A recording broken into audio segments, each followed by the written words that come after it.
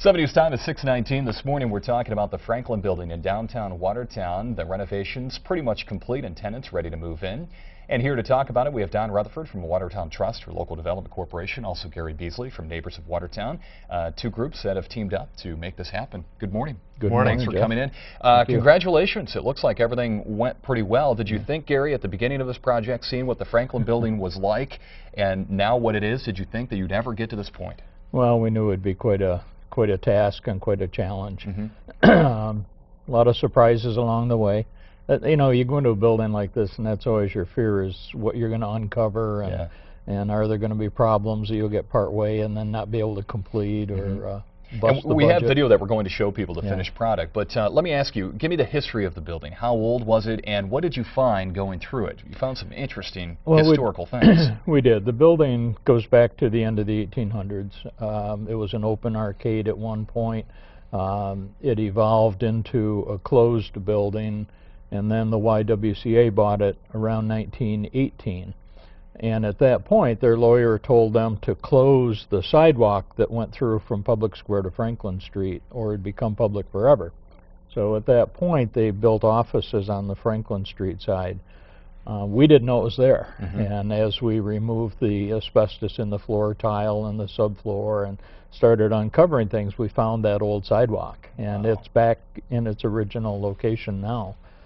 We resurfaced it with tile because of the deteriorated concrete, and we found a lot of other miscellaneous things in it, old window openings into the center lobbies and things, and we brought back what we could. So now that goes right from Public Square over to Franklin Street? That's right. The tiled walkway that you're talking about. Yeah. Don, talk to me about how much of a success this is for your group, because you were involved with, well, the financing end of it too, right? Yes, we were. We were involved from the onset. About 7 or 8 years ago, the Downtown Development Director approached the Local Development Corporation Board of Directors and requested that we consider buying the Franklin building. And at that point, the building was in serious disrepair. We walked through it, and you know, there were the kiddie pools all over the building and leaking roofs and so forth. And our board thought that it was an important enough building in the center of our downtown to take on that challenge. So at that point, we decided that we would purchase it for the outstanding debts that were owed against it. That was approximately $55,000. Since that time, we've put in upwards of $800,000 into that project. We really feel that it was worthwhile, though, because it is a centerpiece in downtown, and when we have the ribbon cutting, I think people are going to be very impressed with the work that's been done. I would imagine. And I imagine we have video. I'm not sure if we're having any issues of bringing that up. Here we go. Because I wanted to see the inside of it. I want to show people the inside of it as well. Now, $800,000 from you. In terms of the overall cost of the project, what's the total dollars we're talking about here? Well, the total construction cost was about $6 million. Wow. And that included all of the common area restoration.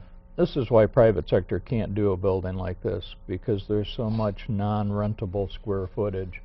And it needed to be restored to bring it back to its historic stature, but it can never produce rent. And so it takes public entities and a team of public approach. Now, to split up the building, we're talking about businesses on the bottom floor, and upstairs we have some apartments there, and that's what we're looking at here. That's a gorgeous shot there. The windows are beautiful. These windows are the historic windows, and we removed the glass and restored them. This is the slot where the people used to stand and view the swimming pool. We used that to create an accessible ramp to get through all the elevation transitions within the building. It was one of our larger challenges. In terms of the buildings that Neighbors of Watertown has done, where does this rank in terms of challenges? It's by far the most complicated, both in the financing as well as the architectural and everything. Everybody in the team, from the engineer to the architect to the contractor, have all said that it's the most complicated building they've done. And both of you have offices in downtown, so you know the importance of downtown. That probably played an influence on it, don't you think, Don? I believe so, yes. In fact, we were considering moving our offices to the Franklin building. However, the demand has been pretty great so far for the commercial space, and we're going to see how that plays out. We do have a master lease for the commercial space. with Neighbors of Watertown. So we will be the tenant for the commercial tenants in the downstairs area. Neighbors of Watertown will handle the residential. When do you think space. you'll have a business move in?